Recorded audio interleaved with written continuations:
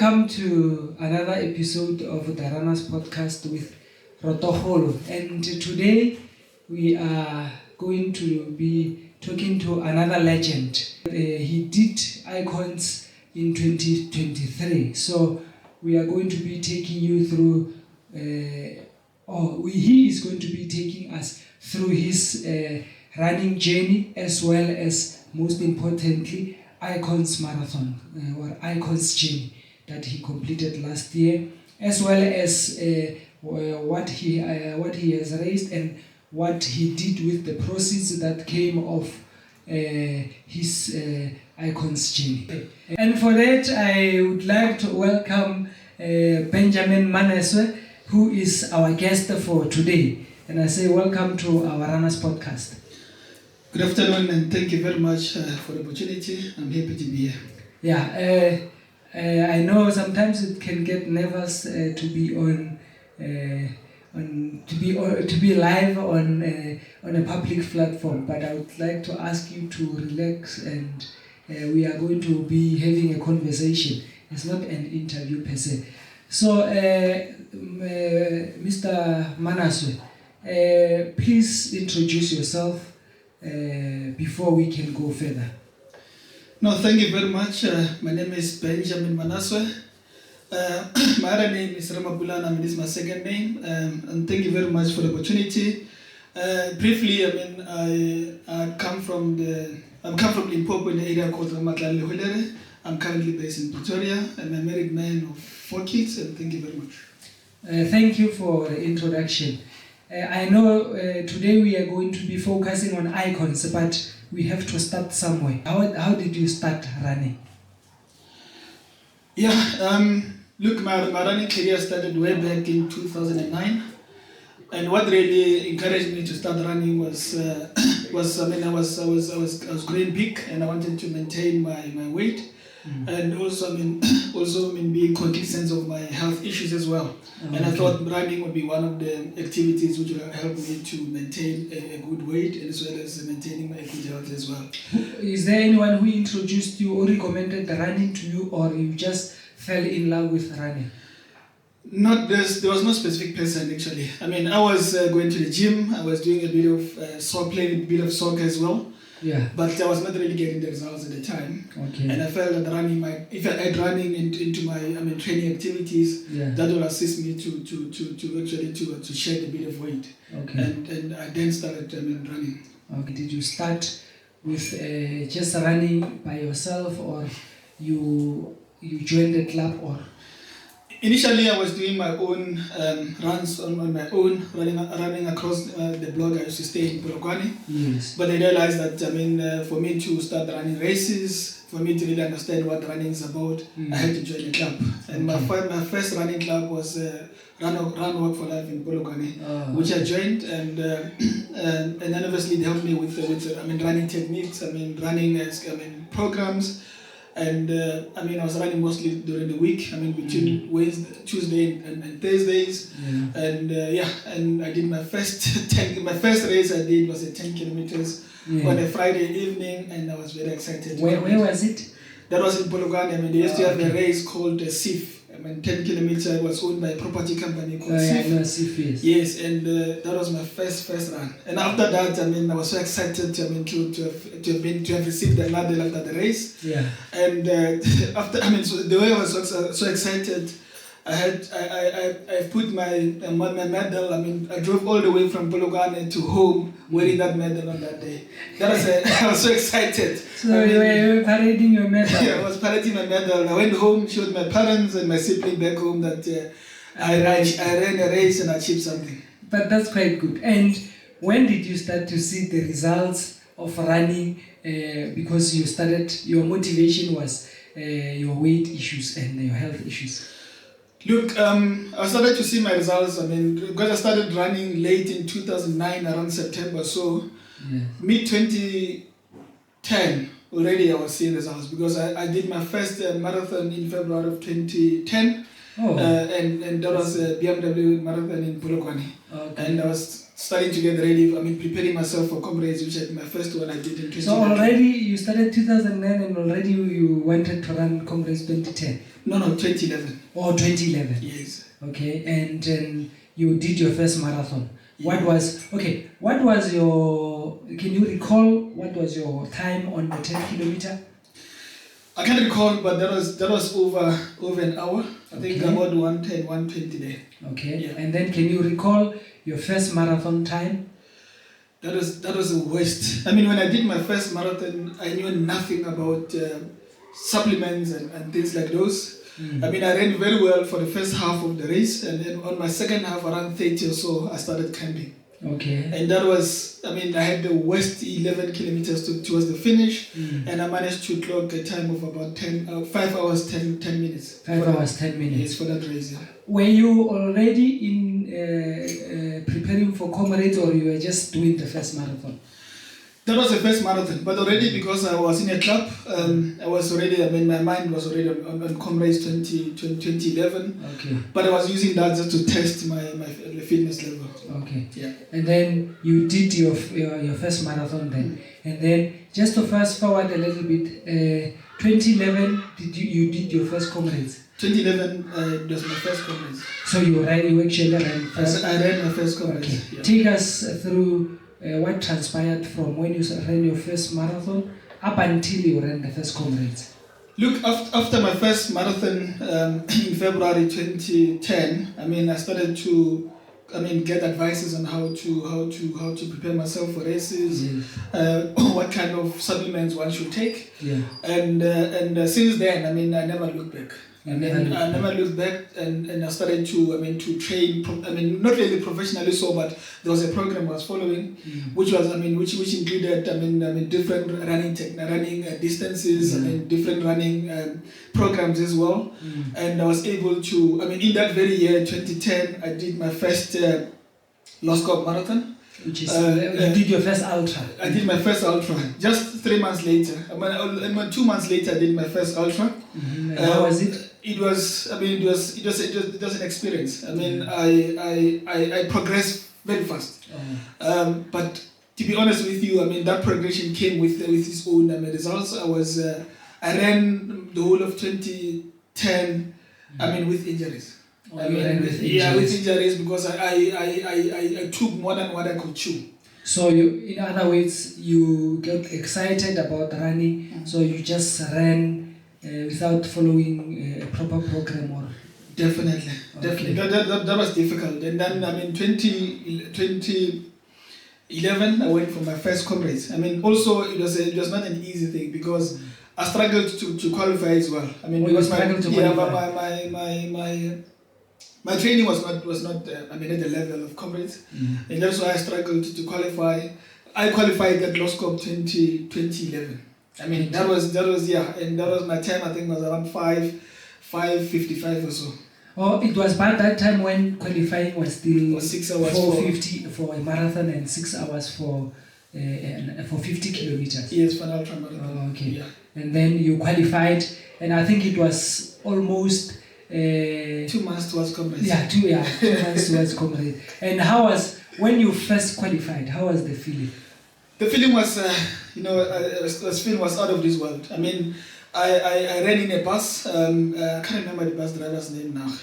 I don't know how can I forget. I think there are many buses. No, I forgot him. This guy from Hartley BS. I forgot his name, but I can see him here. I can see his face. Yeah. And I had to run in the bus because I did not have. I didn't know how to. Pace myself very well. Oh yeah. And that bus assisted me a lot. Okay. And then I qualified, and that was too exciting. And I went down to Durban for my first Comrades marathon. Okay, you went down to and then what was your Comrades finish that year? Yeah, it was bad. It was the experience.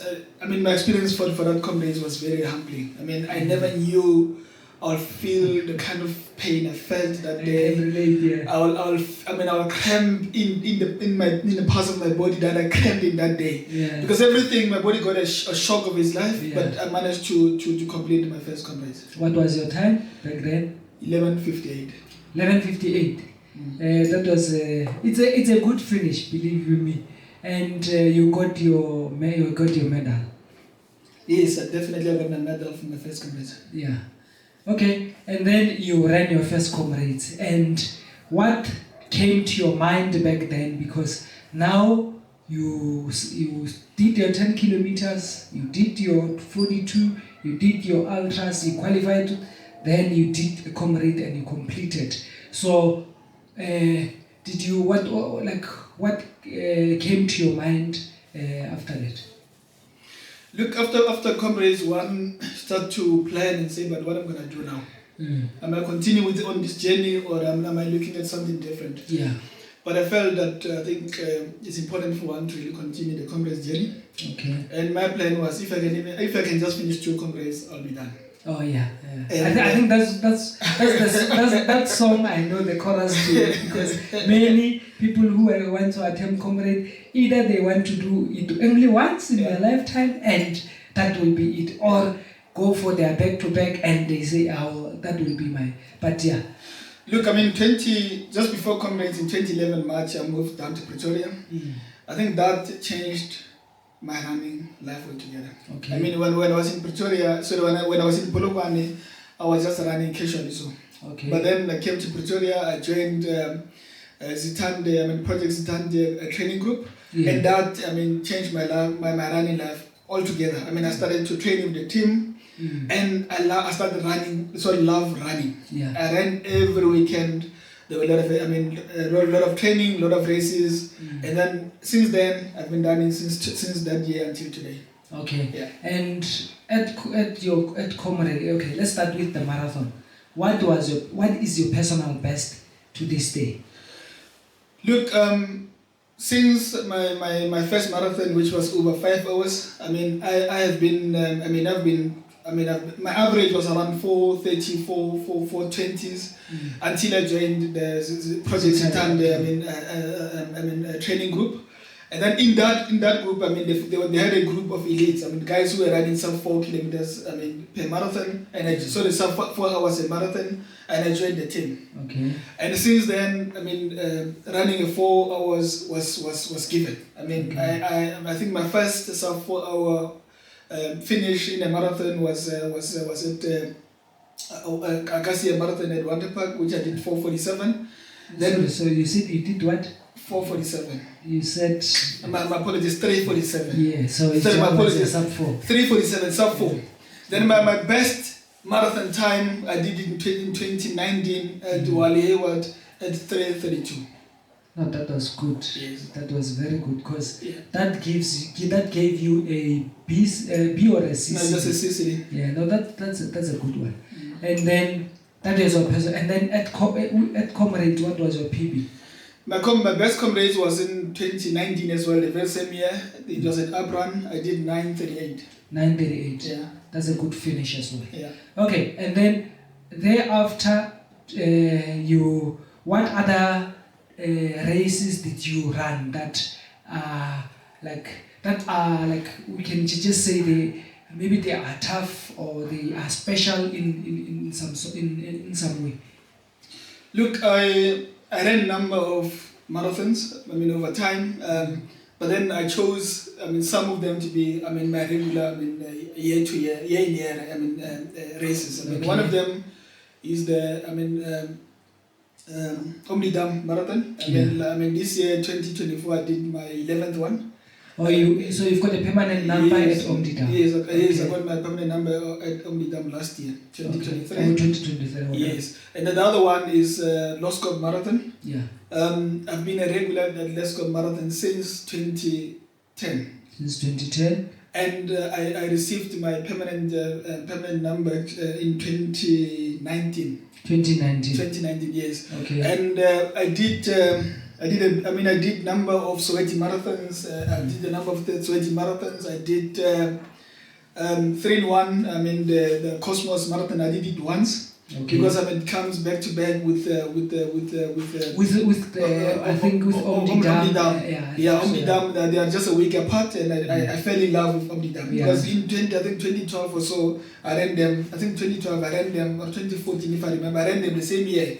Then I decided it's this week you do your 73, next week you do another 50. Yes. Then I decided I'm going to stick with Oblidam. Oh, okay. I've been a fan of Oblidam since then. Then I've been exploring. Number of races. One of them is the Sanistega Marathon. I also went down to. I see. You've got a marathon. You've got a medal. I've got a medal for Sanistega. I did 2 of those in 2017 and 2018. And 2017 and 2018. Yeah, so I did Sanistega. Yeah, I can see. Yeah, I did 2017 and 2018, and I fell in love. 2017 was very bad. Yeah. It was raining. Oh, it wasn't raining. It was raining. Yeah. Just drizzling up and down. And I think if you know the race, you go up the mountain about 21 k's and you come down another 21 k's. I must put it on record that with Sunny Pass, because it's at KZN at the place called Underbeck. So with Sunny Pass, you start at the bottom, which is I think the elevation there is 1,000 plus. I can't remember exactly. I think it's 1,500. Yeah. And then as you get to the top, which is at the Lesotho, you cross the border towards Lesotho. As you get to the top, the elevation is about 3,000. Yeah. As you go up from the South African side, it's 14 kilometers to the border of Lesotho and South Africa. Then the next 7 kilometers of that race is the toughest, because it goes the elevation just increases dramatically, and as you get to the top, if you can get to the top of that at the turning point, which is 21, and then you are done with the race. I think that is my experience with that one. No, definitely. The first part is the toughest. Yeah. You go up. For the entire 21 kilometers. Yeah. And you reach some points on the road where you can't even run. It's so steep in such a way that even walking is difficult. Yeah, you can't run. Maybe you can't even you're walk. breathing. Yeah, breathing. It's also compromised a bit. But we persevere and complete the course. So despite the challenges. I saw you did. I can't recall which one I saw, but I saw you did one of those, and I was inspired to go and run Sunny Pass. So I got inspired from that. Definitely. In my running journey, I've been trying to explore different races, because you learn and get exposed to different places. Yeah. One of the beautiful races I've done. One of the beautiful races I've done is Soweto Marathon. Yeah. Definitely. I've never been to Soweto and drive around like I've been in that marathon. Yeah. Then I enjoyed, the freedom of walking and running inside, the Soweto Marathon. Yeah. And run the different sections or different parts of that township. Yeah. And that is an amazing and a beautiful race. Amazing. Running through Vilakazi Street, running through the major points or spots within Soweto, or those historic places within Soweto. Running passing Mandela's house, passing Dudu's house. Yeah. Passing through those major attractions of Soweto. That is very humbling. I enjoyed the race very, very much. The number of races that I've ran where I was just encouraged mainly by go and see the area and get exposed to it. Okay, so I admire your adventure, which maybe brings us to this one, which is the icons, which is the bone of contention for this interview. Yeah. So, what inspired you to do the icons? Look, the two things which actually pushed me or inspired me to do an icons. One, it was my interest to make a contribution to our people. Yeah, that's the first thing, because icon is a journey. It's a marathon and a journey where its main intention is to use sport to contribute towards community development. Yeah, that was one of the things that encouraged me. I'll talk to that. And secondly, was about challenging myself. Running 42 kilometers for 7 days non-stop every day is not an easy task. So I want it to be clear that Icon's journey is 400. So the journey, in its entirety, is 400 kilometers. Yes. And then this 400 kilometers is split. Can you explain how it is split so that people can understand, like our viewers can understand how is it split? Okay, before I answer that question, let me just explain the issue of community development part. I mean, I ran, I think, 3 comrades. Yes. I mean, where I was running for charity. Oh, you ran for charity? Yes, raising money for, I mean, one of the charities that I raised money for, I think for 3 years was Big Drive charity. You ran for Pink Drive? I ran for Big Drive for about 3 years. Yeah. And what encouraged me was to raise money for people. I mean, for disadvantaged people, I mean, so that I can make a contribution through running. Can you maybe recall how much you've raised through Pink Drive? Maybe in a year or in the entire 3 years that you did? In the entire 3 years, I've raised over 18,000 rand for Pink Drive. Because I was raising an average of 6,000 to 7,000 rand. Per comrades? Per comrades. Okay. Yes. That's good. And then, I mean, the following year also I ran for World Vision. Okay. As well. It's another charity, complete charity program. As well, I mean, I also raised money for them. I think I raised close to 10,000 or so for World Vision. Okay. But what was worrying me was that that money was not benefiting my direct community. Oh, And what encouraged me more to run the icons was because you choose the charity of your choice. Oh, no, that's Yeah, because there, I mean, World Vision and Pink Drive were spending money where they want to spend the money. Yeah. But I felt my immediate community should be the one benefiting. No, not that we are downplaying or we are talking here about those, but ways. you just say you just trying to tell us the reason why you chose icons. Icons, yeah. Mainly icons because I got very interested when I saw icons. Look, I started to be a friend of the icons in 2018. Oh. When we ran, I mean, when 100 runners ran 100 kilometers for Mandela. Oh, that challenge. Yeah, with the challenge, I was lucky and fortunate to be one of the 100 runners who went down to the Eastern Cape and then ran 100 kilometers in celebration of 100 years of Mandela. That is in 2018. Yes, okay. Yes, that was in 2018.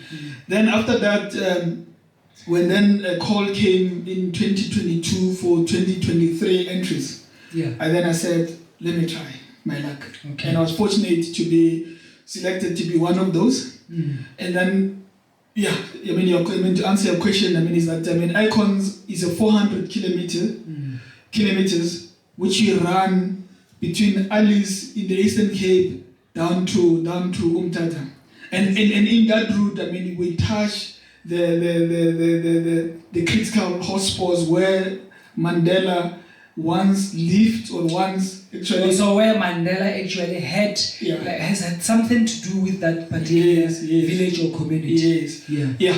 The 400 kilometers is split into 8 days. Yeah. And then I've got 7 days, which is the first 7 days you run 42 kilometers every day. Every day. Which gives you up to 297. 297 kilometers. And then from there, then on day 8, you run 103 kilometers one way.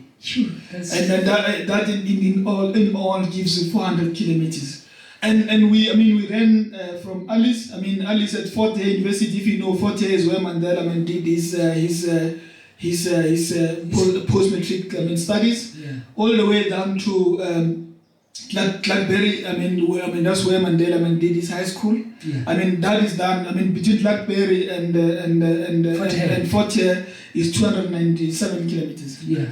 Then on the last day we ran from Blackberry down to Umtata Mandela Museum, 103 kilometers. So I would assume the 42 kilometers that you do daily, maybe there's a start time or you as a group you decide. Yes, we were deciding what time we start. Okay. Obviously, because we will be tired, we were starting a bit late. I think the first day we started on time, I think around 7 or so. Okay. But other days we'll start around 8, 8:30 or so, because it was also winter as well. It was cold as well. It's done in winter. Yeah, it's done in winter. It was very cold, then we'll start a bit late. Okay. But the first day, the first 2-3 days are the easiest. I mean, we are still fresh. We're still energetic. But then from day 4 up there is difficult. Yes, I mean, we normally do, in the last 2 years, because I was not training that much, I mean, my normal time for a marathon was between 4 4:35 to between 4:20 and 4:20 and 4:35. But in that, I mean, in day 3, 4, so we're doing 42 in about 7 to 8 hours. 7 to 8 hours. Yeah, And the whole day on the road. And you have to go and rest. Go and rest and get ready for another marathon the following day. So, okay, you finish your 42. Do you get a massage, or how do you recover for the next day? Yeah, no. To be honest, I mean, Icon's Journey Marathon is a well-organized and well-supported race. I mean, it's not a race, I mean, it's just a well-supported run. Yeah. There are massages. I mean, there was a lady who was with us, I mean, the entire journey, I mean, massaging us on day-to-day basis. Okay. I mean, they are sponsored by supplement companies. I mean, we've got supplements which we take, I mean, throughout the route. But also we used to have a lot of ice water. I mean, after each run, we'll soak ourselves in ice bucket. And bear in mind, it's in winter. It's in winter, but we don't care. I mean, because we just want to recover quickly and get ready for the next day. You know, when I tell people that runners are crazy, people will say, no, runners are disciplined, but runners are crazy. So you get massage, and then you obviously eat your whatever supper, then you sleep and rest for the following day. Yeah. And then along the way, so you've got places that are prepared for you to sleep. Yes, we haven't slept in one place for more than 3 days. Okay. Yeah, because there are places booked for us. I mean, accommodation, I mean, mostly sponsored by sponsors of the Icon's Journey. Yeah. For example, I mean, on the first day, we slept at Beaufort. That's the first day, I mean, we slept there. I mean, it was also sponsored accommodation. And then I think we slept about 3 times at Komani, which used to be Queenstown. Because we ran around there, I mean, for about 2 days or so. Mm. Then we went to Konipava, then we went to Nobo, Blackberry, and down to Tata. Okay, how is the route, the 400 route? Ne? Because, you know, at Comrades, I will tell you, there's Bothas Hill, there's Polishorts, there's Drummond, and all sorts of. So, can you just tell us about the Icon's Journey? Is it a tough route, or it's an easy flat course? Look, it is tough. The second day we're still very fresh, but we had to climb a mountain. I mean, between Fort Beaufort and Queenstown, which is Komani, we had to run. I mean, there's a mountain, I forgot the name of the mountain. Yeah. Actually, it was on the news a while back, I mean, because there was a bus accident there where a lot of people perished and lost their lives there. We ran through that mountain. I mean, going up that mountain, I think about just 6 Ks took us a long time, over 2 hours. Yeah. Because it was very steep and it was also very cold in that day. I mean, it was also drizzling that day. I mean, the route, I mean, is very tough. Then, I mean, the route of the 103 is very, very tough. There are about 5 or 6 hills there, which are very, very tough. And also, it's also you run on the gravel. Most of the 103 route is on the gravel road. Oh, okay. Yes, it's not on a tarred road. On a tarred road. No, it's a gravel road, and there's a popular hill there. They call it Hebe. Yeah. That's where, I mean, I can't remember the exact location, but it's one of the worst route. And also, just to say that, I mean, it's also on the gravel road. Okay, it's on a gravel road. Now just on 103, because I just want to highlight the 103. The 42s, there are 7 of them you won't recall. But I think the 103, you can recall some of the moments. How long do they give you? Okay, what time did you start your 103 and what time did you finish? Okay, before I even answer that question, I mean, one of the things that you must know about Icon's Journey is that if you go there, forget your sleep for about 7 or 8 days. Okay. We had a very little time to sleep, and most of the time, I mean, we were on the road. Because most of the time we were moving between different places, and then after the run, there are also afternoon activities which you must do, because part of Icons, I mean, part of what we do at the Icons is around community development. You go and visit schools, visit communities, and then sometimes we end up sleeping at around 12 o'clock midnight, and 6 o'clock we should be up and be ready for the next day's activity. So it's more like a soldier. Well, I haven't been a soldier, but it sounds more like a soldier life. camp, Yes, yeah. yes. And even for the 103 kilometers, the race normally starts. The 103 normally starts at, if I'm correct, at 3 a.m. 3 a.m. Okay. Yes, but those are the people who were not part of the 400 kilometers. Oh, so there are people who come and run only the 103. Definitely. To join you on your journey. Okay. Definitely. Yeah, those ones, I mean, if I'm correct, they started 3 a.m. Okay. But the people who were running, I mean, the 400 are allowed to start from 12 a.m. 3 or 4 hours before the normal time. Or before. Because, I mean, we are tired, and and then you start at 12 o'clock, and you finish, I mean, the next day, on Sunday at 6 p.m. So it's about 18 hours of running. 18 hours of running. Phew, that's... Yes, yeah, that's what they're doing. So, on your group, how many of you were doing icons? Yeah, no, group was supposed to be 12, but we eventually 11 started. Yeah. And then 9 completed because, I mean, we had one casualty, one of our guys got sick, and the other one had to withdraw because of work commitments. So the one who got sick, he got sick along when we were... He got sick along, yes, I think it was on the fourth day. I mean, he got sick, and then he was admitted, and then after he was discharged, I mean, he went back home. Okay, and then the other one was work commitment. Yeah, the other one was work commitment. I think he did only 3 days or so. Then he had to go back, go back home. I mean, 9 of us, completed the course. On the last day when you do your 103, the guys who are coming to join, can you remember how many, or do you know the stats of how many came to join? I can't recall. To be honest, I mean, Icon's journey marathon is not a big race yet. I mean, there are a number of reasons why, but I think one of them is because of the fact that it's 103 kilometers. But the others might be because just a month after the Comrades Marathon, just over a month after the Comrades Marathon, people are on a break, because normally, I mean, runners take a break immediately after Comrades for 2 to 3 months before they resume their training program again. Let me ask this, maybe I hope it's not controversial. What are some of your highlights and some of your lowlights in your 400 kilometer journey? Be it when you were doing the 42s or when you were doing 103. Let's just talk about Icon's journey in its entirety. What are some of your highs and your lows? Look, the race is the run actually is very interesting. Okay. But I think there are a number of things. One, my training last year was not the best, and I was not really fit for Icon's journey and marathon, and it was not easy. It was just difficult. Okay. I think I had an injury, I think, on my 4th or 5th day. I mean, I had my Achilles was painful. I was pulling my leg. The whole, I mean, the main of the program. It was not an easy one. I mean, that was. So you were not even deterred to say I'm pulling off. I'm calling off my Icons. No, I said I came here as a soldier, and I'll soldier on, despite the difficulties, the challenges one was facing. But generally, I mean, that was that. But another thing was, I mean, one of the challenges we had was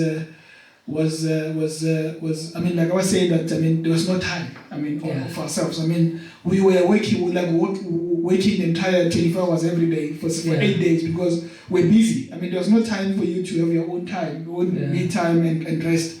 But what was highs for me was the support, I mean, we're receiving. I mean, wherever township or a village we're passing or going through, people were expecting us. We received all the support. We received all the support. The local runners ran with us.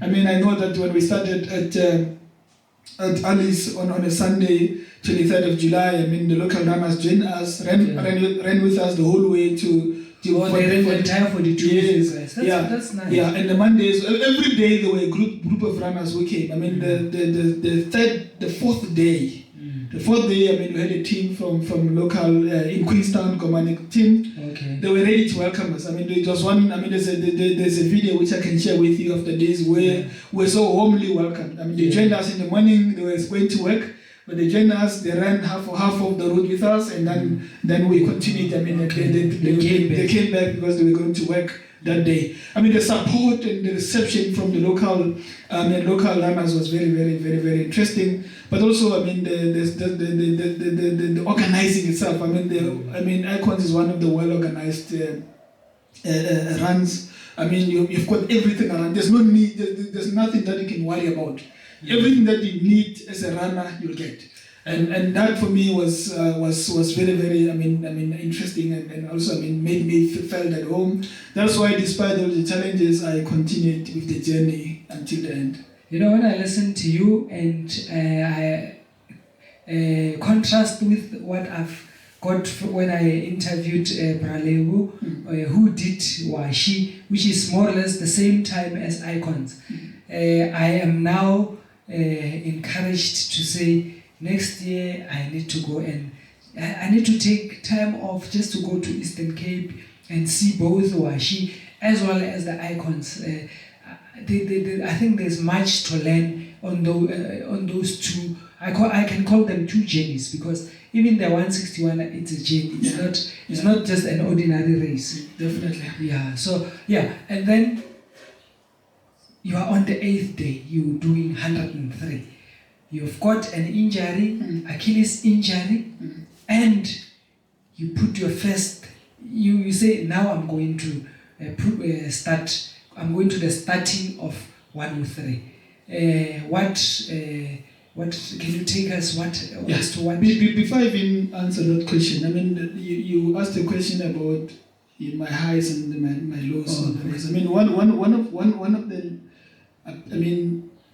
good experiences, was the reception at Blackberry. Blackberry is high school where Mandela studied. Okay. Is one where of he did his high schooling there. Mm-hmm. Blackberry is one of the main beneficiaries of the Icons journey. Icons journey. Because they do appreciate the course you are on. Definitely. The kids. That is a boarding school. The kids on the day of the Icons don't sleep. Wow. They are there to cheer you. They are there to support you. We were there. They came to welcome us actually on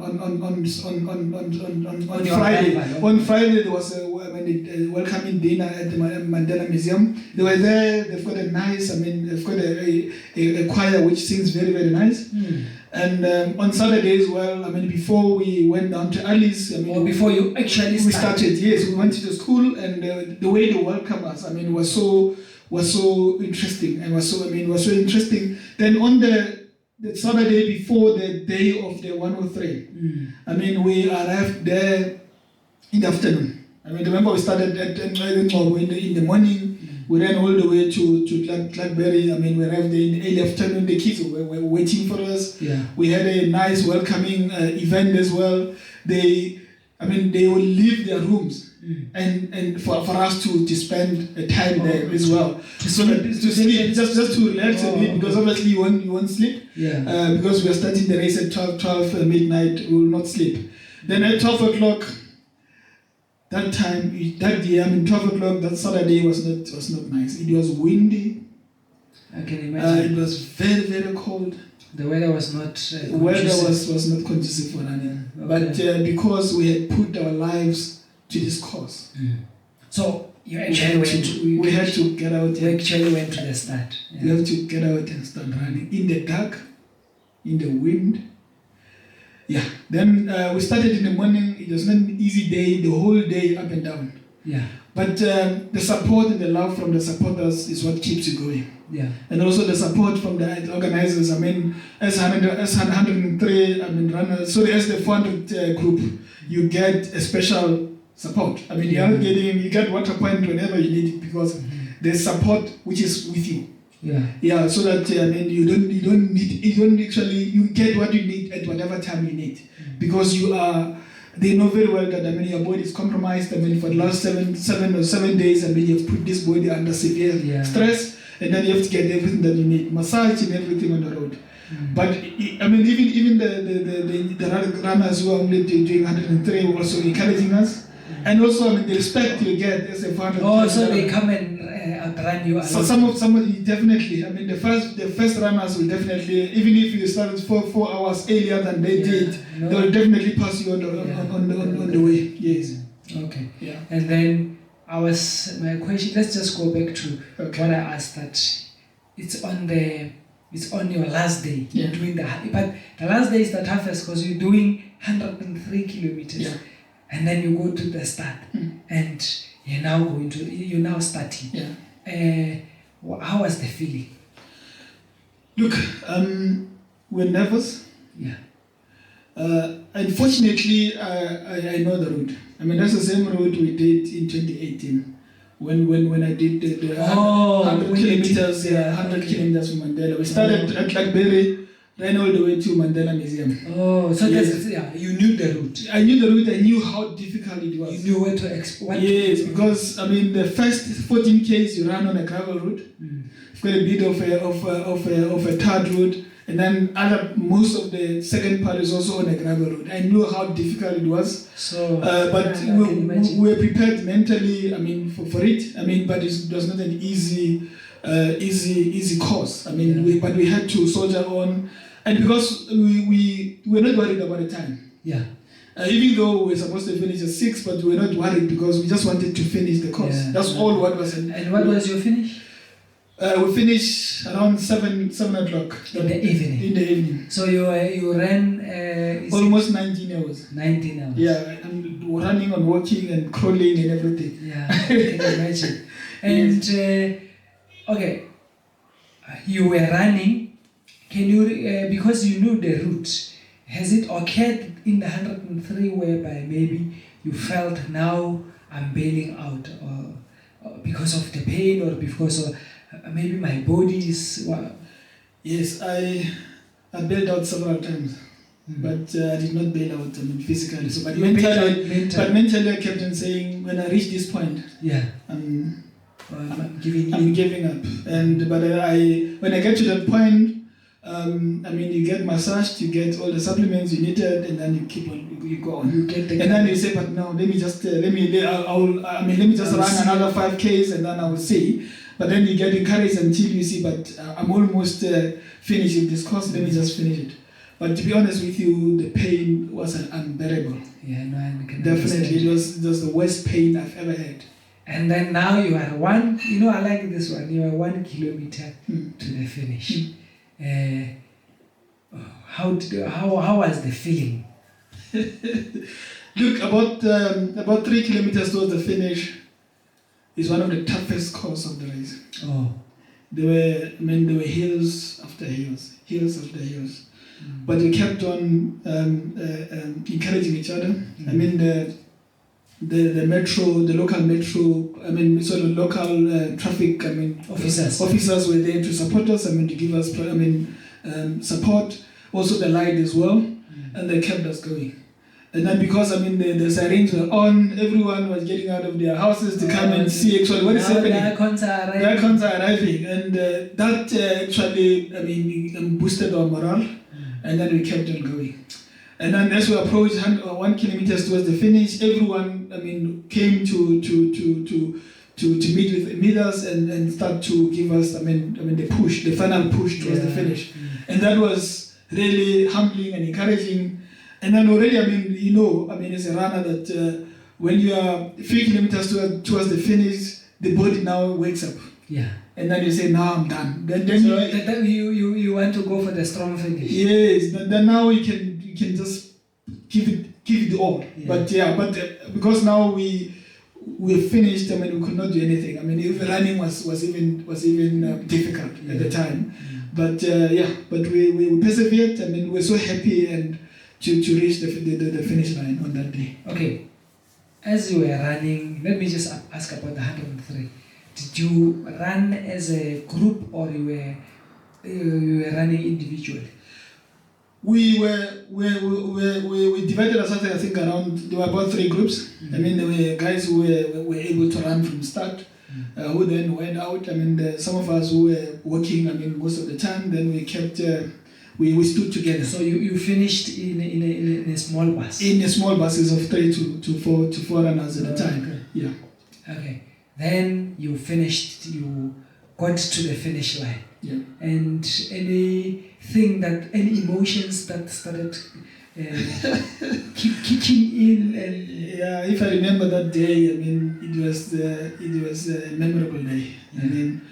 I mean, it's like in life, if you have done something that you never thought you would do, yeah, you will be so excited about that achievement, and I mean, also knowing that, I mean, what is at stake. I mean, you are doing this for the benefit of your people back home. Back home. And I think we must mention this one, because all these are because of Tata Madiba, for what a sacrifice he has made for this country. So I think because you were thinking back home, the beneficiaries of your cause, and did you think of Madiba as to his contribution along this journey of 400 kilometers? Look,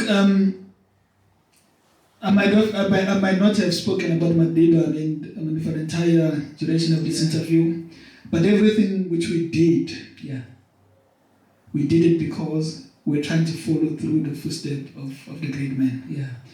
And I mean, every day, I mean, we were touching some of the areas where he once lived or once passed. Yeah. And then we were receiving, I mean, the stories about what happened in that particular sport, what Madiba did in that sport. And then we said to ourselves, we were saying to ourselves as different runners, to say that we might not be like him, or we might not do exactly what he has done. But let us, through our little contribution, contribute the little we can do to our communities in remembrance of what Madiba did. Because last week when we went to the school, we will get to that just now. When we went to the school, that the proceeds of your journey were given to. I heard you mentioned, you said certain fond words to say.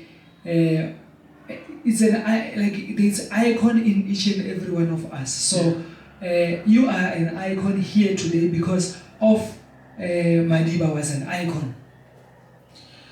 Yes. Look, before Madiba passed on, I mean, he challenged each and every one of us to do something good for another human being. Yeah. And if you remember in my speech, I quoted 2 great luminaries. Yeah. I mean, great people who lived in this world. One of them is the Archbishop, the late Archbishop Desmond Tutu, as well as the lady called Mary Angelo. Yeah. Archbishop Tutu said, I mean, we must do the little of good where we are. Yeah. And then it's those little pieces of good which we did as an individual. If we put them together, they can overwhelm the world. Yeah.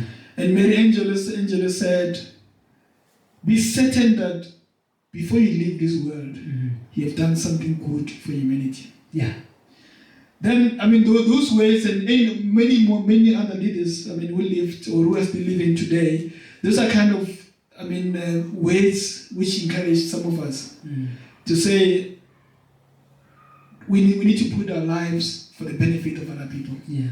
So that you make a contribution to other human beings. I mean, if you recall, the core of my message on when we were at the school was that, I mean, what name are you going to leave behind when you leave this world? Are you going to leave a good name or are you going to leave a bad name? And that's what, I mean, I chose, and I still choose that I want to leave a good name for myself in this world. And my good name is doing the good for other people. And when you said those words, immediately I did an introspection, and only to realize that even, let me just give something that is universal to everyone in this world. Even when we say God, we don't know who God is, but the name of God is so popular. Yeah. Even if people they use it in different religions, in different forms. But I think what the lesson I've learned from you is that your name is something that lives on, because as your body dies, or as we call it, when you die, your name will remain, and you must be mindful as to. So the challenge that I got from you is that what name as Roto what name am I gonna live in this? What will people remember me for? Yeah. For in the people's lips, they would, when they just mention your name, they would say Roto. Yeah. Then someone would say, I can remember him with That was a good man, or that was a bad man. yeah, definitely, and or he was just like they will just say, we don't know much about him. Look. When I was preparing my speech last week, Sunday, the 28th, I sat down and asked myself, what am I going to tell these people then? Yeah. I mean, all those people are coming because of me, and what message I'm going to give. And I remembered the speech by the great man, and I thought this would be the message. And that message was relevant. One is because we were going to attend the event where we're celebrating Mandela's life. It was in the Mandela month. 2 days before or 3 days before the end of the Mandela month, and I thought this is a speech, or this is a message that I must leave for the people.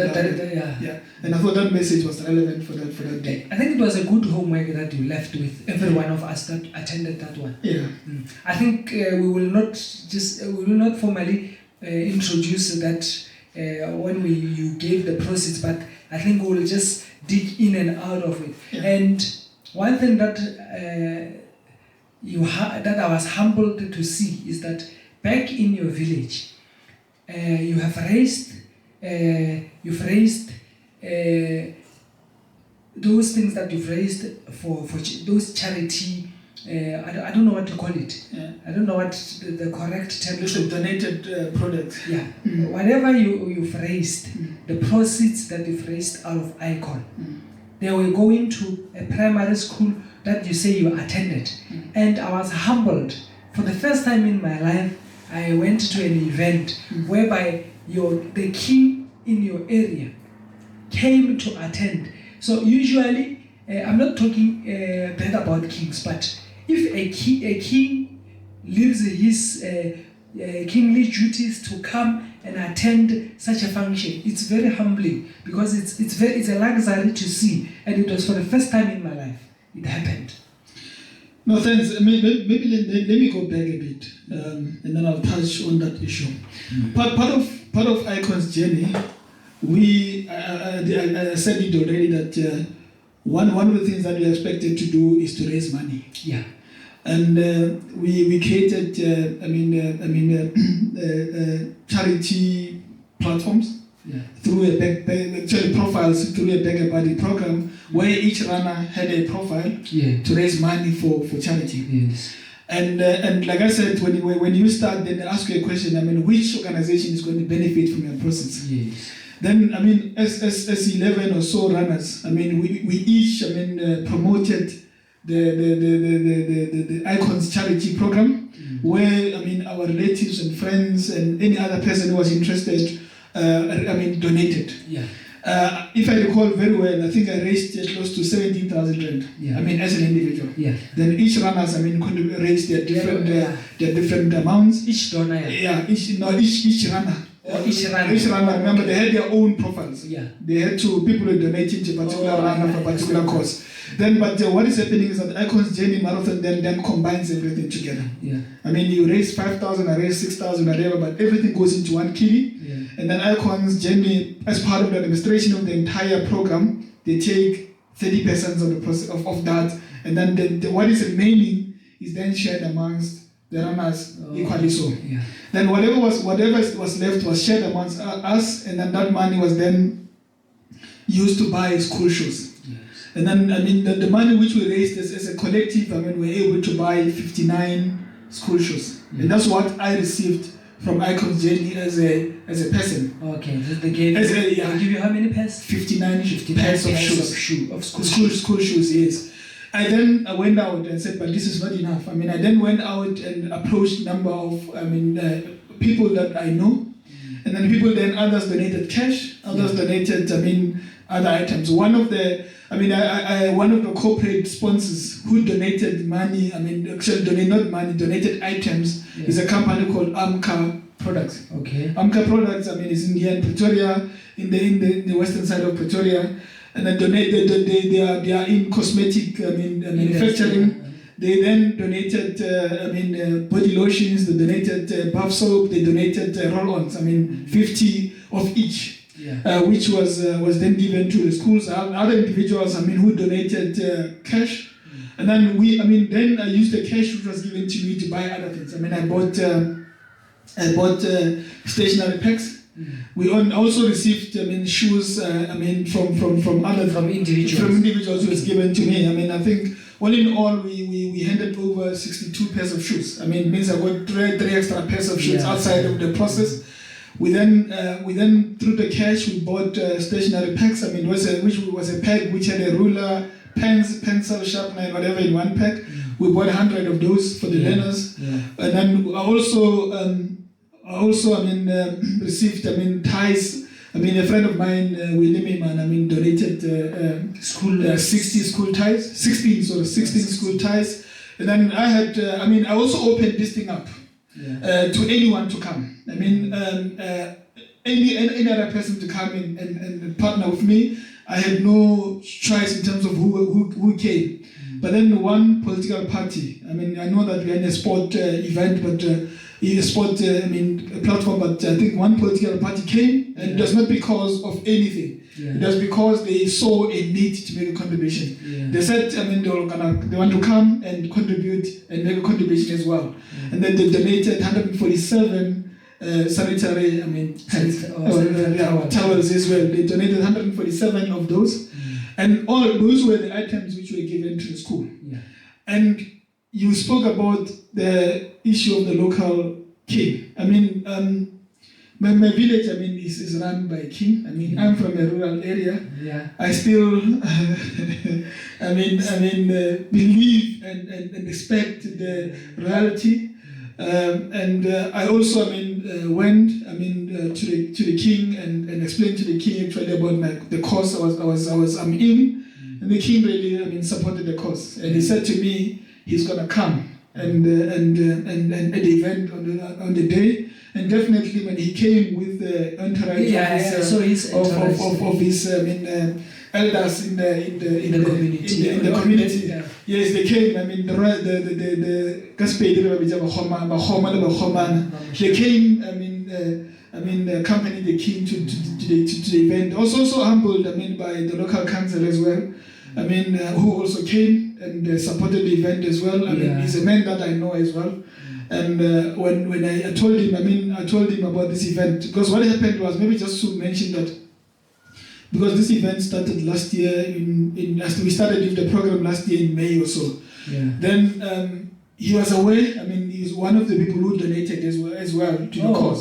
Some of the people who were there as individuals, they donated. They could donate money to the cause. And I'm happy that even the school, was so receptive.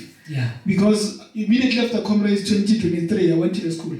To tell them about what I intend doing. Your intentions. Yes, what I intend doing, and also telling the school. Because I remember I was going to start speaking about it.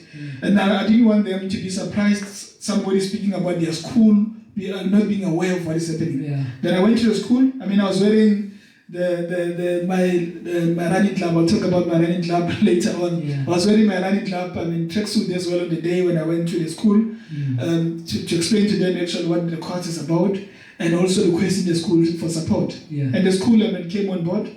They supported the course since that day until the day we went for the handover of those items. Yes. Okay.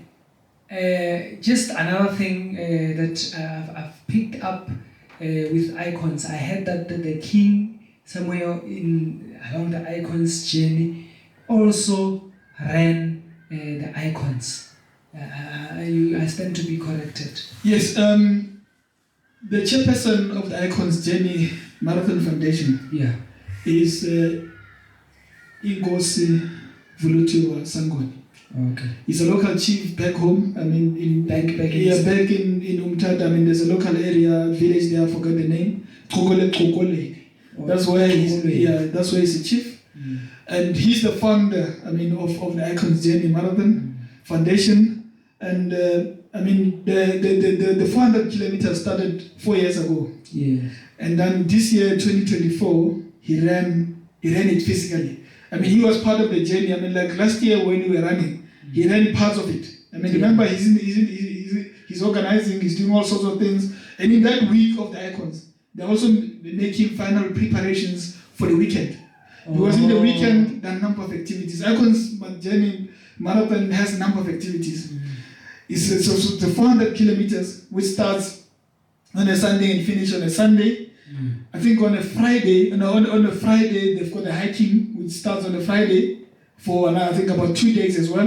And then they've got, on a Saturday morning, they've got a cycling race as well. Those are in line with the Icons. Yes, it's part, yes. And on Sunday, they've got a number of distance. They've got a 7Ks, if I'm correct. They've got a 14Ks, they've got a 35Ks, they've got 103Ks. I mean, in that, while he was organizing all those activities, he was able to join us and run. Time to run as well, even though he was not running the entire course. But this year, he ran the full 400 Ks. Within the time, I mean, obviously, I mean, his day-to-day activities of organizing were still there. Yeah. And then, I mean, he was able to, I mean, juggle all those responsibilities. That is selflessness. Yes. Yeah, he's the servant of the people. Definitely. Okay. I think we've got enough of the Icons. So now let's bring it back home. Usually when along a journey of each and every runner, you get to meet life challenges and so forth. And have you had any challenges in your life that you think running did helped you with, besides your goal of losing weight? What other learnings did they come with running? Look, running teaches you a lot of things. Yeah. You learn a lot of things, about yourself. You learn a lot of things about people. But one of the big things that I've learned about myself was to be able to talk to my body and understand my body. That's one of the critical lessons that I've learned. Yeah. But also, as you run, I mean, you run through pain, you run through whatever, it develops you have character as a person. And you're able to overcome whatever challenges which comes to you. I mean, physically and mentally, you are prepared and ready for those. Yeah. And I mean, there are a number of challenges which I found, I encountered, along my life, and one of them is that last year, November 25th, something very tragic happened to my life. Which changed my life forever. I don't think I'll ever recover from that. Oh. But I'm happy that through running, I was able to overcome it, or maybe to absorb it in such a way that it does not really destroy me as a person. Yeah. Yes. If you lose everything that you've worked for, it's not easy. You ask yourself, how am I going to recover? But through running, I was able to recover quickly. I was able to comfort my own family, my kids and my wife, and be strong for them. Because if I was not a runner, I was going to recover from that. Maybe I was going to have a mental breakdown or something. Or a heart attack or something. But to be honest, I never cried. I never shed a tear. Because the reason I'm asking this question is that when you meet a lot of runners, and if you run with someone just a distance, if they tell you what running did to them, both physically emotionally, mentally, and so forth. You get to hear a different thing, and you can start to appreciate that we all, many as people, we go through challenges, and Yes. it's a therapy, Yes. and it's an effective therapy that get us through a lot of things. Definitely. I mean, I enjoy doing solo runs. I mean, run on my own. Indoors, I mean, I'm able to, have my own meeting, talk to myself, conclude on certain things. Yeah. My life, my work, my life has been very challenging. But through running, I was able to overcome all those challenges. I mean, some people will ask me, actually, how did you survive to work in a political environment for over 13 years? Yeah. And then you're still very strong. And it's because of what running is doing to me. I mean, it is able to assist me to deal with mental challenges which comes with the kind of work one does. If you don't mind me mentioning this one, you are a runner. You are a comrades runner firstly. You did Icons Marathon or Icons Journey, and you've underwent the challenges that we're not going deep into them, but we just talk about them on the surface. And you are a doctor at the same time. When did you achieve your doctorate? Look, I completed my PhD. I graduated in November 2021. Yeah. Just to mention that, running is so amazing. I registered for my PhD in 2019. Yeah. And within 2 years, I was complete with my PhD. And I normally say, COVID came with the negatives and positives. Yeah. One of the positives which brought to my life was during COVID, I was working without any disturbance because I was home and I was sitting at home. I was doing my research at home. I progressed far more than when actually I was going to work, because work and running were disturbing me a bit. Okay. And if you recall, when we were at home for the handover ceremony, the coach mentioned that I did say to him, I want to take a break from running. Yeah. Yeah, immediately after Comrades 2019. Oh, you wanted to take a break because you were registered? Yeah, I was registered and I felt I was not progressing well because of running commitments. Then I said, Coach, after Comrades 2019, I'm going to break. And my plan was I'll break between Comrades until December and come back in January for training and go to Comrades 2020. Oh, I see. And then, the whole of second half of 2019, I was busy with my books. Yeah. But obviously, I did not progress that much because my work was still there. Then January, I went back to running. Around April or so, COVID hit. Then we're indoors. Yeah. Then I worked hard. By end of 2020. Yes. By end of 2020, I had concluded. Yeah. My thesis was complete. Yeah. I was ready to submit. Actually, the way I progressed, I remember after presenting my results. Results in I think that was the 19th of October. So November 2020. Yeah. Then I was told immediately then that on the 15th of December, please submit your final dissertation. Oh. Unfortunately, I told them I can't. Not everything's not together. And that day, just to tell you, that day after my results, the local king came here. He visited me. Oh. I came here. We spent some time here, and then I went away. So I went away for 5 days just to work on my document. I went away for holiday in the KZN just to sit and see if I can conclude. But unfortunately, time was not sufficient. Oh. Then I eventually submitted everything in March of 2021. Yeah. It went through examination, and then I got my results in September, and then November. Then I graduated. Graduated as a PhD. With a PhD. Congratulations. No, thank you very much. Yeah. But also to say that it was not an easy journey. Look in life, everyone, we've got our own failures. Yeah. My first attempt on a PhD was in 2012. I mean, I registered for PhD through University of Stellenbosch. Yeah. And unfortunately, I had to discontinue my studies because they wanted me to come and study full time, and at the time I could not do it. You could not live. Yes. Then 2014, I had my second attempt. Yes, at VETS. I mean, I registered for a program.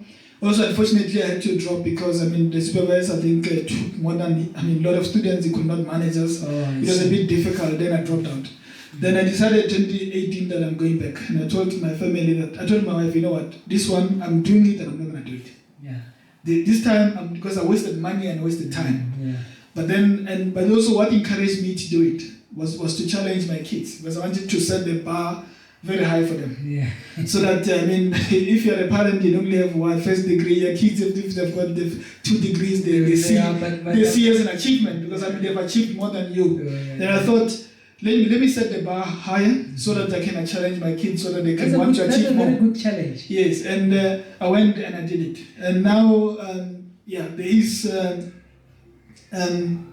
there's one on the way, and hopefully one will finish it.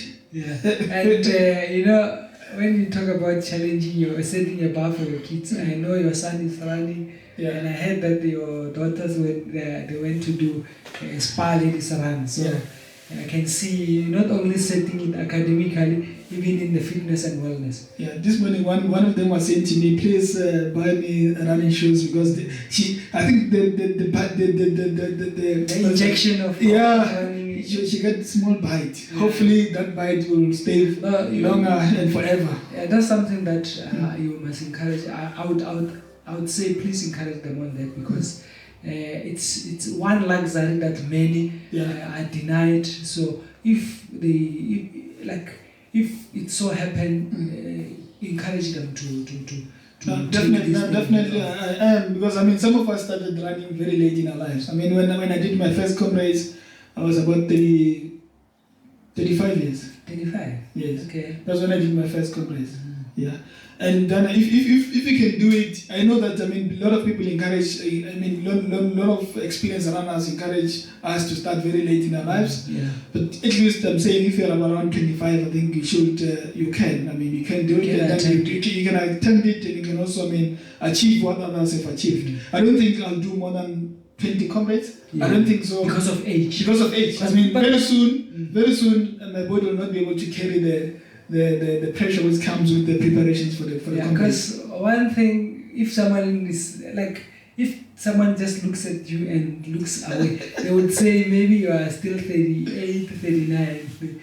Yeah, we've seen the world. Yeah, we've been around. I'm 48, going for 49 years. Yeah. Yes, I'll be 49 years in February. Yeah, no. That's but you're looking good for your age. Okay. And then just in closing, message to anyone who wants to do Comrades 1 and wants to attempt Icon 2, so because you've got both.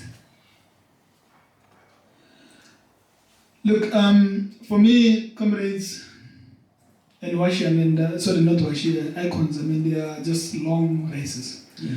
The message for me is that, you must be consistent in your training. Yeah. You must follow a Comrades training program.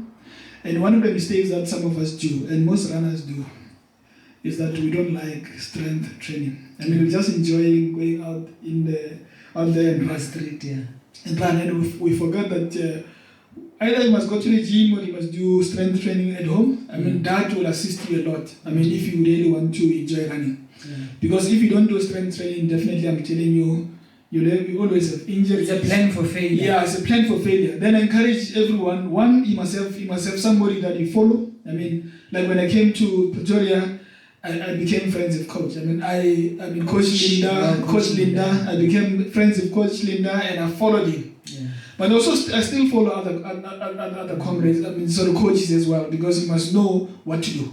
I concur with you, because I've seen runners come and go, and I've run with several guys, and I can see they are no longer. And those type of people, I'm not talking bad about them, but the mistakes I've seen them making is that they're just in it for the races, and to collect medals. Yes. That's the first issue. I mean, have somebody that you follow, somebody that can give you, a proper training. Secondly, you must also do strength training, which is critical. But again, I'm saying, there's no need for you to run every races. Please just make sure that you choose your races wisely, because some of us you overtrained, burden your body with long distances, and it won't take you too far. Within 2-3 years you'll be out, like you are saying. But then if you do that, I used to be like that. When I came here in Pretoria, I was like running every weekend. The excitement just kicks in. Like every weekend, I wanted to be in a race. I understand. But lately I realized it's not about races. It's about training. It's about allowing the body to recover. One of the things that coaches or experts in running will tell you is that when is a rest day, is a rest day. It's a rest day. Don't do anything. Allow the body to recover. And if you can do that, you'll see. If you can take 1 or 2 days rest in a week, you'll see the difference that it makes when you go back to run. But if you're always on the road, you're always tired, the body does not get time to recover and also to rebuild the muscles, you will not even improve. There are those people that run marathons week in, week out, and the time remains the same. And you ask yourself why? It's because you don't allow the body to rest. Then those are some of the tips that you must have. That you must follow, and then that will assist you to run for longer time, and also to improve your running as well. And because the other one is to icons, because we need and whilst we are talking about icon, I need you to show us your icons medal and icons. Is it a trophy? Yes. Yeah. So we need to see both of these things because they are very important. Yeah. Look, icons marathon or journey is a very, very important event that I encourage every runner to do. Okay. One, because, like I said earlier, we are trying to emulate and follow in the footsteps of our former leader, Tata Mandela. What he has done for this country is amazing. It's overwhelming. Then if you can follow in that old man's footsteps, you've done something. And the other thing which is critical is about what comes out of icon. It's not only about you as a person, but it also benefits other people. And that's what I'll encourage other people to do. Just to go back, maybe because we didn't speak a lot about it. On the 29th of July, we had a handover ceremony at my former primary school where I studied, between 1983 and 1989. You saw the kind of love, the kind of reception one received in that school. It's because I've created friendship in that school. After the incident, after my incident on the 25th of November, a lot of people didn't know that my house burned down on that day. There was a church service. One of my local churches there. Some of the people didn't know about the incident. And one of the young kids who was in that service, because that kid, I went to the school on the 19th of October. There was a farewell. They invited me to come and attend the grade 7th farewell function, and also they were also having a farewell function for the former principal of the school. I'm told in that church service on that day of the 26th of November, the one of the child told the priest that let's pray for Mr. Manasoe. After the house burned down. And then she only saw me at the school that day, and I didn't bring anything special. You've touched her. I touched her, and then everyone started to ask, why are we praying for this man? And the child said no, for what happened to him. So those words that were fought, those words that say charity begins at home. Okay, like in a way came to pass in that Definitely. Yeah. Then I feel You like saw them coming to I pass. saw them coming to pass, and immediately after the church service, the entire church congregation came.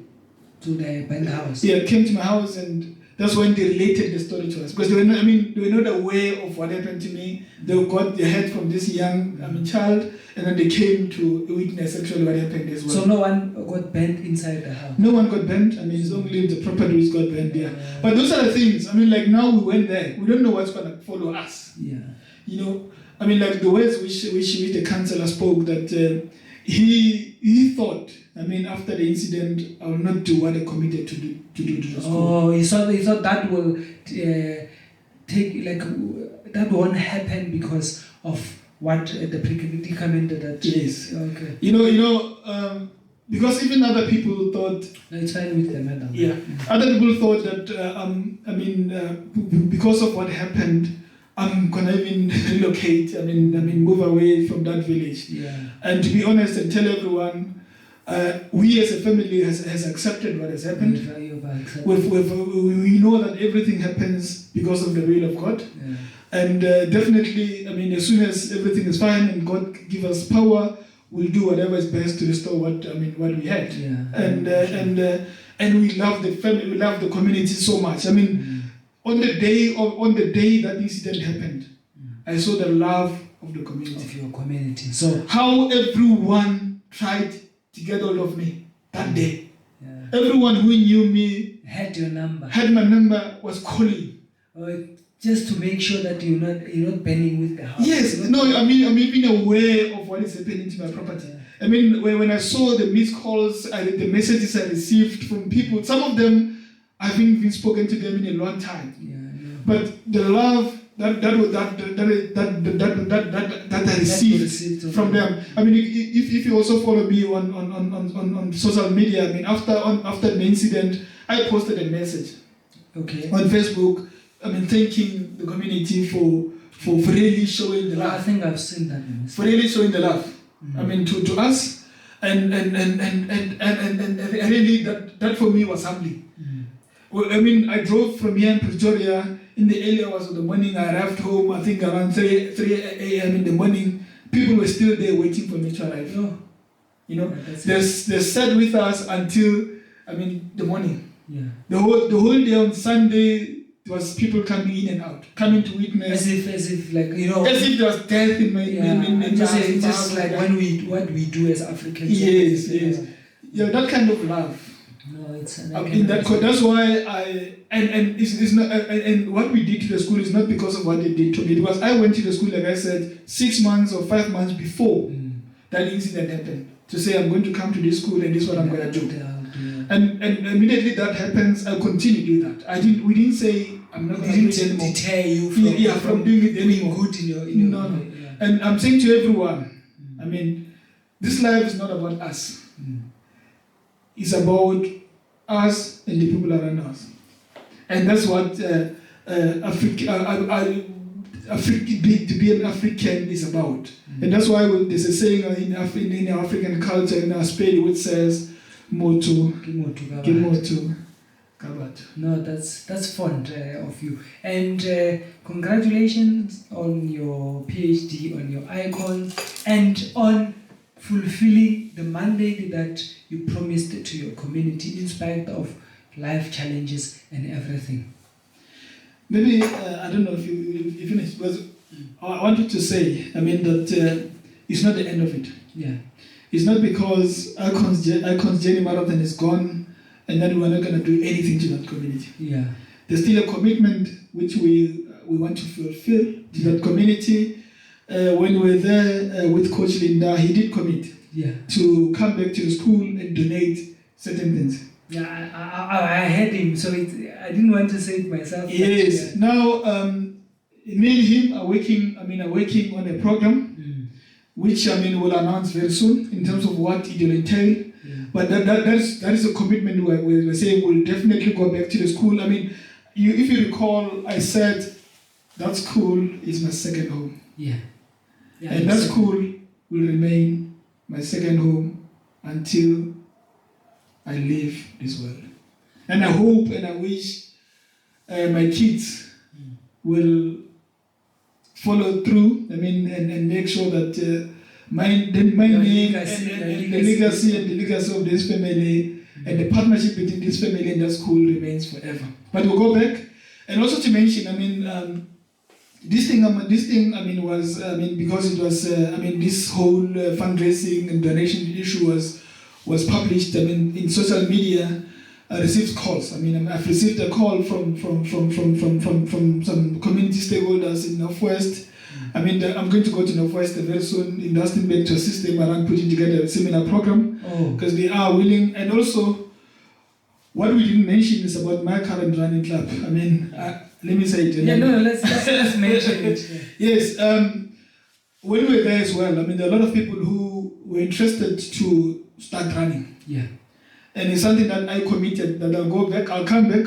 One of the programs which we want to run with Coach Linda is around,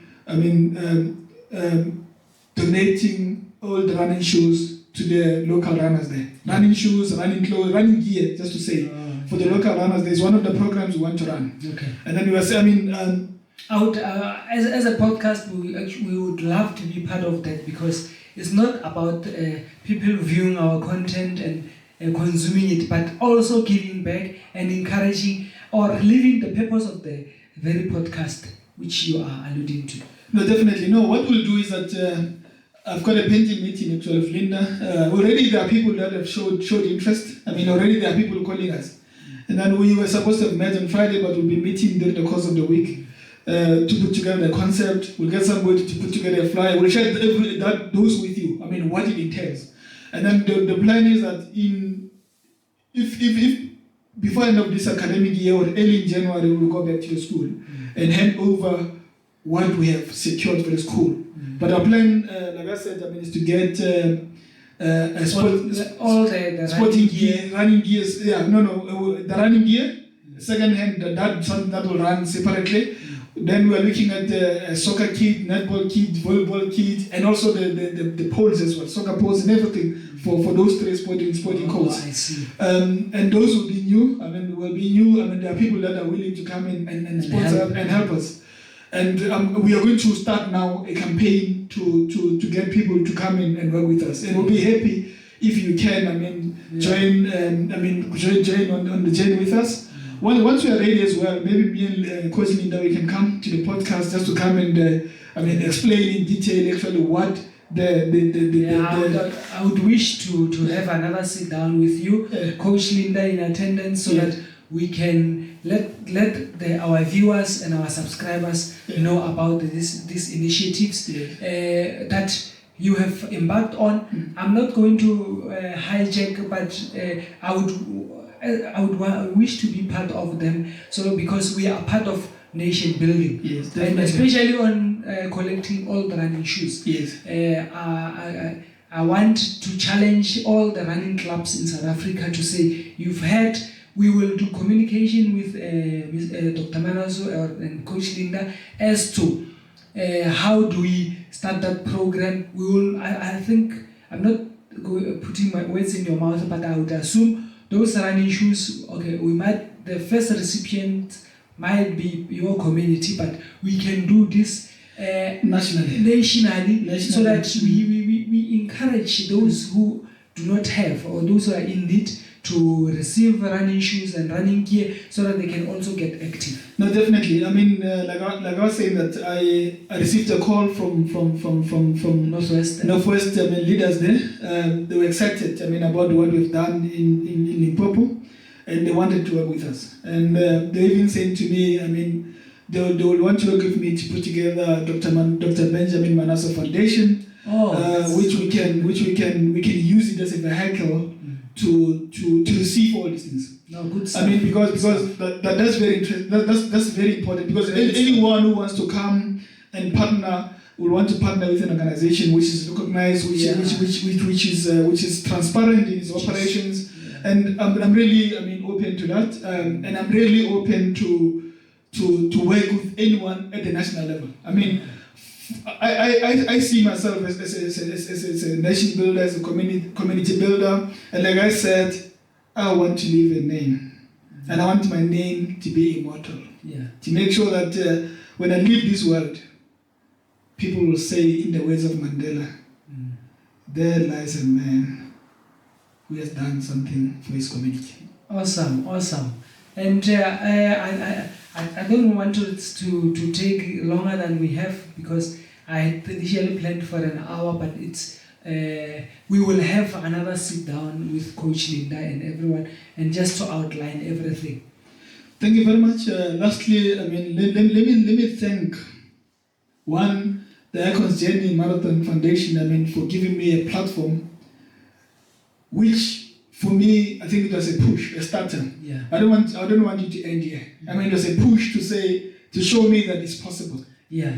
Then through the vehicle which was created, the platform which was created, I think I want to start now to ensure that I contribute towards the community development in the entire country. But I'm also looking for. I'll engage with them. For partnership. Going forward in such a way that so that we can expand on this issue. But I also thank all the sponsors, everyone who has contributed towards this cause. Their time, their resources, in terms of money and everything, specifically to AMCA products. I wrote them a letter of thank you, which they acknowledged receipt on Friday. To thank them for contributing. But also, everyone who contributed for the success of this journey. Especially because when you do with a beggar body, some maybe might be anonymous. Yes, definitely. So I thank everyone. This is a platform to thank everyone for that, because without your support, that would not have been possible. Yeah. But also thank the United Africans Transformation, for partnering with me in this initiative. And I'm looking forward, to work with any other political party which is willing, to make a contribution, any social community structure, anyone. Anyone that who's willing to make a contribution to community, I'm open for that. I'm also open to anyone from any parts of this country, of this world. We are living in a global society now, global community now. Anyone in this country who wants to work with me, who wants my skills, I'm available to help and contribute. But lastly, thank Manasoe Athletics Club, which is my running club. For giving me, for being my running home. And I want to extend, the reach of this club. And that's why in my local community, if everything goes well, I invite Manasoe Athletics Club to go with me, so that we can launch, the branch of Manasoe there. Because people are interested to do that. But lastly, to thank also the media houses which supported me. I was interviewed by FM. Before the launch. During the start of this the whole fundraising campaign. I had a very, very long-standing relationship with the community radio station. They covered. I think I had about 3 interviews or so with them. They also even covered the event on the 29th of July. I also had coverage by. Newsroom Denelton, it's a local Facebook platform which covered this event and encouraged people to come and support. And everyone, lastly to Ratlarani Primary School, to say that you are my home. I started schooling there. Everything about me, I know about schooling. I learned it from Ratlarani. Can you just say the seed they planted? They planted a seed in me, and that seed. You can see it has germinated. Now it's a big tree and it's bearing fruits. And I want to assist the school to expand more and more. So it's actually you're making seeds, you want to plant more seeds. Definitely. But also want to challenge other alumni of Ratlarani Primary School. Those who are able to and are willing to come and work with me. Or they can do it individually wherever they are, or we can come together. Because if we come together, we can do more. And then we can be able to contribute. When I was at the school, one of the things which really took me aback was about the condition of the ablution facility there. I said to myself, our kids are exposed to this kind of thing every day. Not my kids, but obviously I've got my siblings there's kids there, I've got my extended family's kids there, are exposed to that kind of thing, and I feel like something must be done. As a parent, yeah, it's for that school to make sure that we address that. Also, I mean, there was, one of the people who were there were also concerned about the condition of the school, of the principal's office. To say, I mean, the principal's office is like your living room where you accept visitors. Yeah. It should be welcoming. And I'm saying anyone who is working in